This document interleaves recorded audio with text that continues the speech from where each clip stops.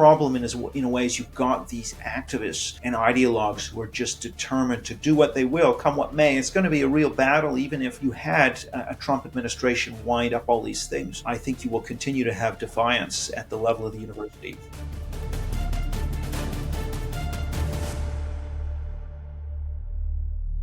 Welcome to Undercurrents, our daily news show from Unheard's Washington Bureau, and I am Robby Soave, once again filling in for Emily Jashinsky. Now, today's guest is Eric Kaufmann, a professor of politics at the University of Buckingham. He's a frequent critic of diversity, equity, and inclusion initiatives, better known as DEI, which he argues are reducing merit and harming freedom of expression on college campuses. Indeed, there's actually nothing diverse about DEI. By treating surface characteristics like skin color as the most important deterministic factor for DEI purposes, these initiatives often reduce intellectual diversity, even as they proactively discriminate against certain groups of people, such as Asian applicants to university programs.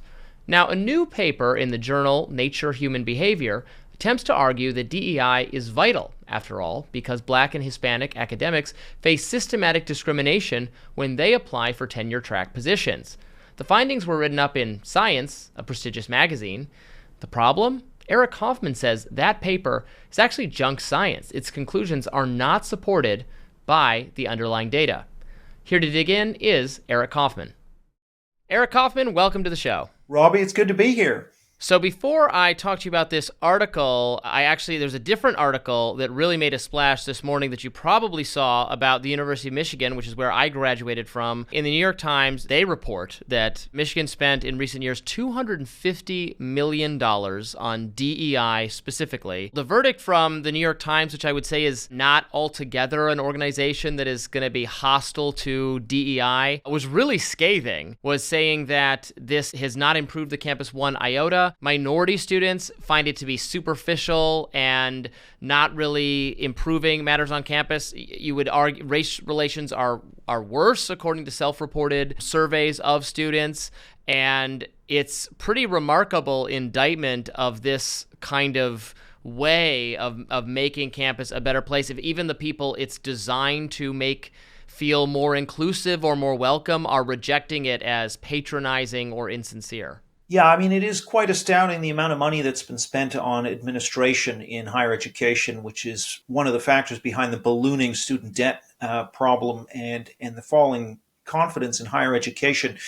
And this is a key symptom of it. But not only do we not see any positive outcomes for minority student experience, we also don't see anything positive in terms of minority achievement. So in terms of any metrics, anything measurable, there's nothing. And I think this maybe gets us back to what the motivation is for DEI in the first place. Shelby Steele, in his book White Guilt, as an African-American who lived through the civil rights movement, argued that programs, even affirmative action, were largely about virtue signaling and really not intended to achieve concrete results. The other thing I'd say is, by the way, is that a lot of the studies, for example, of DEI in corporations or in schools as critical race and gender ideology actually shows that it makes a lot of people more reluctant to speak up and more fearful of either being expelled from school or losing their jobs. So it has a fear effect, but it doesn't seem to produce anything beneficial for the intended recipients. Why do you think institutions spend hundreds of millions of dollars on these initiatives? I guess particularly in the private sector, it seems pretty obvious that spending on these initiatives is not in any way, shape, or form like profitable, except maybe in managing a company or an institution's reputation and thus making it more appealing to a kind of liberal elite consumer. Although again, these even among such folks, these initiatives are starting to really take a beating in the kind of public opinion, even elite public opinion sector. So why is it still so appealing to institutions? Boy, that's a really good question. I mean, just to get back to the beginning, Shelby Steele, African-American writer who lived through the civil rights movement, has this theory that essentially these policies are virtue signaling, essentially to say we retain moral authority. We're still one of the good whites, not the bad whites that have been tarnished as a result of civil rights. And so it's not really about achieving any results. In fact, there was something came out of the UK recently that a lot of the DEI initiatives didn't even monitor.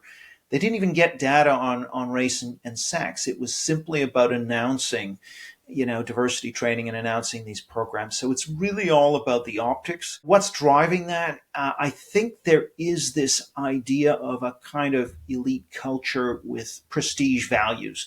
And the prestige values are what I call in my book, The Third Awokening, are essentially woke cultural socialism, this idea that equal outcomes and emotional harm protection for race, gender, and sexual minorities is the highest value. And if you exemplify those values, you're seen as having, the highest values in society. Our moral order revolves around those values. And now that could come through your trying to impress your clients. It could come through younger employees who are more woke, pushing these in affinity groups. It could come through an edict from BlackRock or some other company telling you that you must monitor race and sex composition on boards and in other aspects.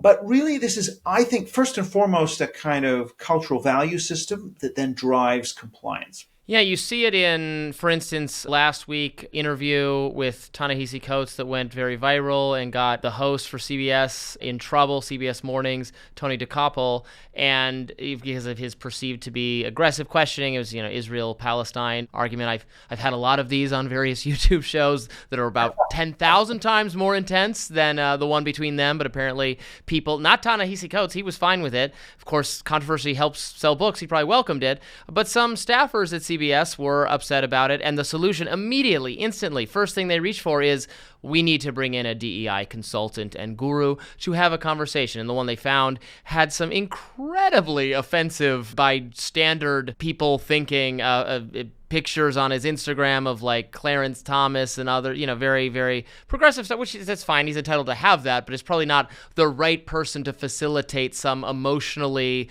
affirming conversation, so they backed off it. But why do they say what? You know what this situation calls for? It calls for a DEI consultant. This is so many. Otherwise, I would think profit-seeking organizations want to burn money on this. Yeah, I mean, it's about a number of things. I mean, really, over the years, you've had the institutionalization of these speech codes. I mean, if you think of DEI, diversity, equity, that's really about equal outcomes, which means quotas and affirmative action. The I part, inclusion, is about preventing people from being offended, which makes them feel excluded. So you have to censor speech and you have to punish speech.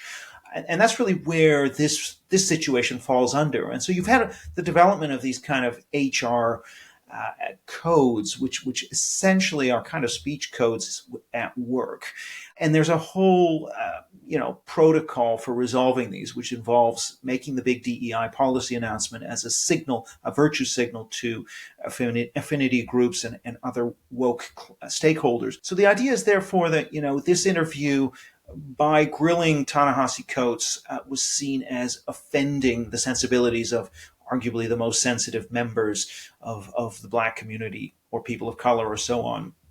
And therefore it's unacceptable. And I think that sort of gets philosophically to the clash between the woke cultural socialist values, which prioritize emotional harm protection for historically marginalized groups, over freedom of speech and the pursuit of truth. And that's where the clash is here, is that there was an attempt by the reporter to pursue truth and to freely express himself. And this is running into the sensitivities demanded by woke cultural socialism, which says you cannot offend to historically marginalized groups, even symbolically, or that is seen as in some way a microaggression. Right, and this is demanded by third parties who, for all we know, were elite white people, right? That's the most interesting thing to me, is that oftentimes they're aggrieved on behalf of someone else who isn't even an aggrieved party, who it was perfectly happy to participate in a clash of ideas, and someone else is saying, no, this bothers and offends me. So let's talk about the paper that you responded to. You wrote about for Unheard, digging down into this science-based rationale for these programs is often that, well, this is what is needed to counteract systematic racism in hiring, in education, and so on. This was a new paper that seeked to demonstrate that, and you looked at it and found out that the numbers just didn't add up at all. Tell us more. Well, yeah, I mean, and this is really a paper that, let's not forget, that has the imprimatur of the kind of top publications, certainly the, Science and Nature. These are some of the leading, most prestigious publications. And Nature published this paper, which was then popularized by Science, which kind of argues that there's discrimination against minorities and women in the tenure and promotion process in American academia. Well, that is certainly the takeaway that you'd get from reading the top line. You then kind of get into the paper. So I looked at the paper, and there's a number of things that are really from this is really Exhibit A in the way this system works. So what you have with DEI is they need to have some evidence base. You can't just go with, critical race theory and grievance studies stuff, which is based on, introspection or very qualitative interviews. So what they try to do is have some science behind it, some numbers. And so they will find studies that back up their position, or they will try and produce studies that back up the DEI position. Now, what did this paper actually show?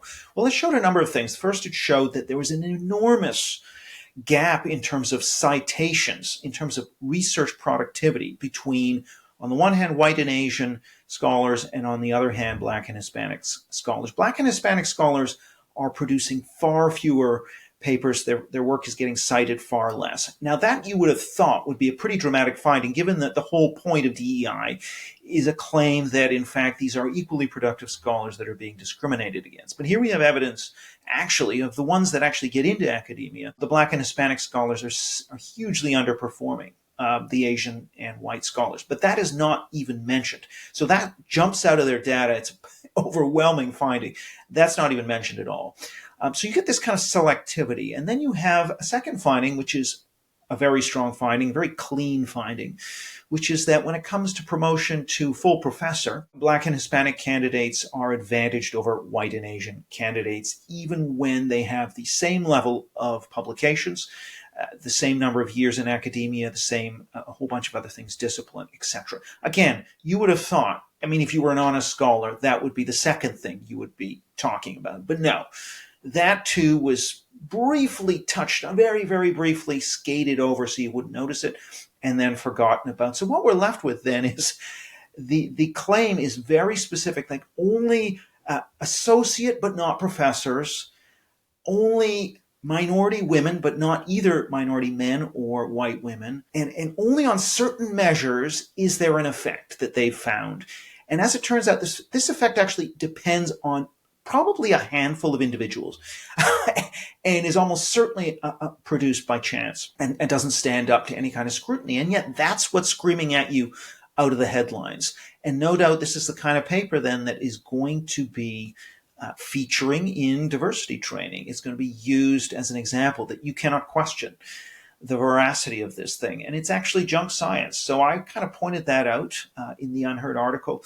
I think we need to begin questioning these kinds of claims that are used to justify the entire DEI apparatus. It's slowly starting to happen, but it's very hard to do in academia. I had academics contacting me surreptitiously saying, not to mention who they are, pointing out that they've had worries about this but they haven't been able to talk about it because of the atmosphere around this. So really our whole knowledge base in this area is completely skewed. It's remarkable how much of the scientific evidence that undergirds this business for DEI consultants is in fact fraudulent and has already been exposed as such. Even mainstream journalistic institutions have written up over and over again, I've seen them, the findings on, for instance, trigger warnings, right? Well, they do studies and they find out forewarning students that they might suffer some emotional harm before they consume this material does not put them at ease. In fact, it maybe alarms them more than they would have been anyway, is a finding of research on this concept over and over and over and over again. We learned that there was nothing particularly scientific at all behind, for instance, the aspects of white supremacy culture materials that are in some of the training for many schools, that this was kind of just made up by one person. The implicit bias test being demonstrated to not improve outcomes when used, and in fact, maybe exacerbate exacerbates people's inner racist tendencies or tendency to stereotype or discriminate over and over and over again. The tools and the methodologies behind them have been shown by further science to not be, the juice is not worth the squeeze at all. They're setbacks, and yet they still get used. Well, exactly. I mean, I think in Lee Jussum at Rutgers, in fact, did a review of studies into sex discrimination in articles being accepted into academic journals. And what he showed really was that the one paper that showed an effect, which has since been replicated and debunked, but the one paper that showed an effect really was cited massively more than all the other papers showing that either men were discriminated against or there was no effect. So what we're getting is this selective elevating and broadcasting of the papers that support the case for DEI and the memory holding or muzzling of those that don't. Now, the other problem, of course, is academia is so heavily skewed now. There's only probably about, in fact, I know this from surveys, it's about 5, maybe up to 10% right of center academics compared to sort of, 80% or plus on the left. And so very few, and also there are strong disincentives. I mean, Roland Fryer at Harvard, when he did this study on racial bias in police shootings and debunked the idea that there is a racial bias in police shootings, I mean, he had to actually have security and hide out. So the disincentives are so powerful that a lot of academics are just not doing the research necessary to actually correct the record. I mean, the ones that you mentioned are those that actually saw the light of day, but many others are not. Which is even an even bigger worry. We somehow need to get funding for academics to be able, for the brave academics to be able to do this kind of work. I would say that support for, funding of, positive vibes being manifested on behalf of DEI, wokeness, etc., is lessening or receding in every other space other than academia. I do think the business world has figured out that these are not quick fixes. For if you have actual problems in a firm or in an institution, this is not with problems with race or gender-based misconduct or something, which do absolutely exist, that this is not the fix for it, A. B, if you're trying to satisfy your very woke or easily offended employees or something, you'll never win because they will never be satisfied and you'll just allow them to have total power over you and subsume your organization. And also that customers hate this kind of stuff. Absolutely hate it. If you're an entertainment company or a brand or something, humoring this is poison. So they're figuring that out, I think. 2019, 2020, 2021 was like the absolute height of this paranoia.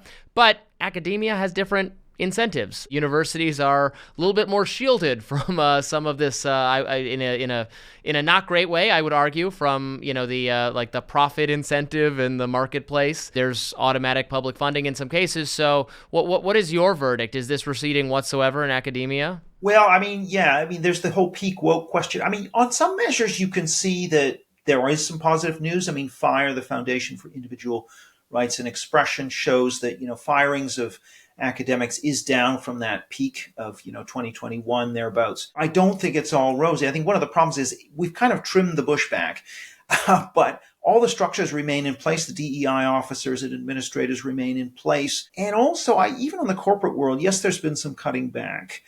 But are they going to celebrate Pride Month? Are they going to celebrate, International Transgender Awareness Day and all these other high holy days, as the journalist Ed West calls it? Because the prestige value or the center of our moral order still remains focused around historically marginalized race, gender, sexual identity groups and not offending them and ensuring equity for them. I just think that we are going to continually come back to this. I don't think companies are just going to stop monitoring the race and sex of their employees and stop thinking it's a problem if there are gaps. Rather than sort of taking a scientific approach and saying, well, let's look at our pipeline and compare to our pipeline of talented employees what's happening, instead of trying to compare with, say, the demographics of the United States or a particular city. So I'm not that optimistic. I'm also worried about the younger people are a lot more woke. You just have to look at support for Hamas. You can look at support for canceling J.K. Rowling, for example, which is vastly higher amongst the young people than amongst older people. when they become the median employee, I worry. I do worry, or the median leader. So I don't think until we actually have a change in our moral order, I don't think this is going away. It's receded a little bit, but then again, in the early 1990s, political correctness was written off as a fad, and it came roaring back. So I don't believe anything fundamental has changed, even though the peak energy of cancel culture has subsided to levels which, by the way, are still substantially above where they were in, say, 2013, 14. The government policies matter as well, of course, particularly if we're talking about university campuses. Things like Title IX, which was interpreted under very interesting guidance from the Obama administration to compel all these sorts of trials and investigations into speech-related conduct and actions that are perceived to be sexually harassing or having gender-based implications, setting up disciplinary proceedings that I have argued and many on the left have argued were fundamentally unfair from the standpoint of due process and standards of evidence and having witnesses and trials and knowing the charges against you and all those kinds of Kafkaesque things. Trump administration, education department reformed some of these proceedings, and then they got put right in place again under Biden, under a future Kamala Harris regime. I presume they would be enforced just as militantly, if not more so. And that does matter because that's not the private sector. That's the university system on American college campuses where they have to follow that. They feel very threatened by that guidance, and there has been very little to knock it down other than a change in administration saying, yeah, don't do that anymore. Yeah, that's absolutely right, Robbie, on the Title IX. I mean, I think there are two things going on. I mean, one is the actual government guidance, but the other, and the bureaucrats, but the other thing is the way that universities will go well beyond the letter of the law. When they like the law, they'll go well beyond it. So you mentioned Title IX. In Britain, we've seen something very similar in terms of the Equality Act.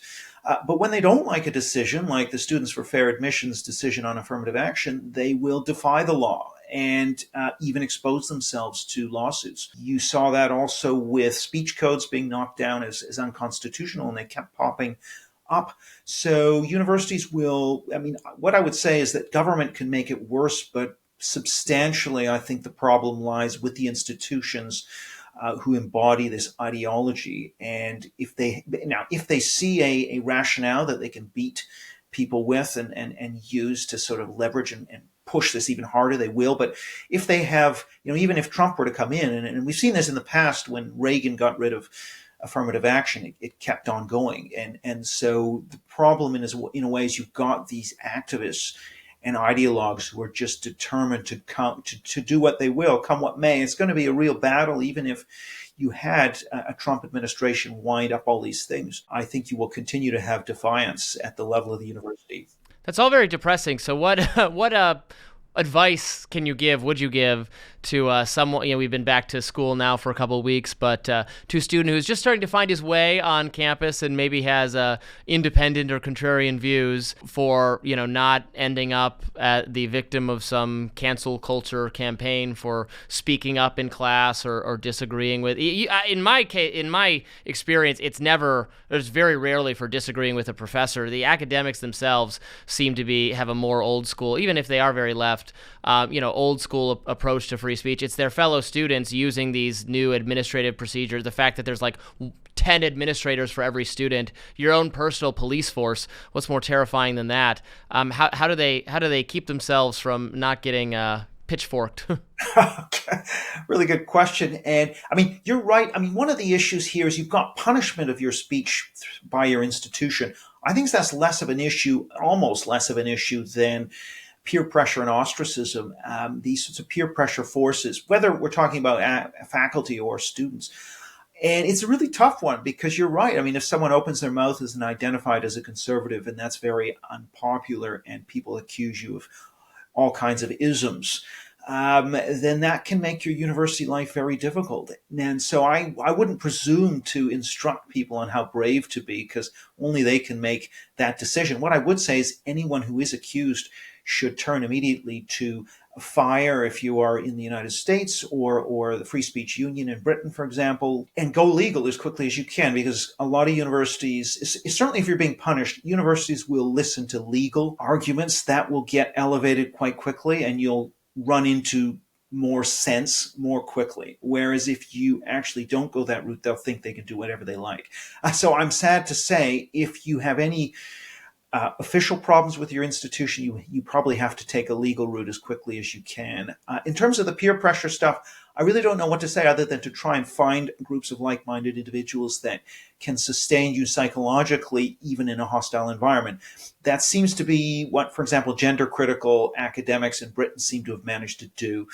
Find their network, minimize contact with the rest of the university as much as they can, and they seem to have a tolerable existence, or at least somewhat of a tolerable existence. This is a guidance counseling helpline. Help is available. Seek it if need be. I very much agree. I've worked with FIRE many times in the past, and they really can provide legal support or publicity if that's something a contrarian student is interested in when these kind of things happen. Eric Kaufmann, thank you so much for joining us today. We appreciate it. Thanks, Robby. It's been a pleasure. Thanks for watching Undercurrents, part of Unheard. You can see the premium content at undercurrents.tv. Once again, I'm Robby Soave, filling in for your regular host, Emily Jashinsky. I appreciate it.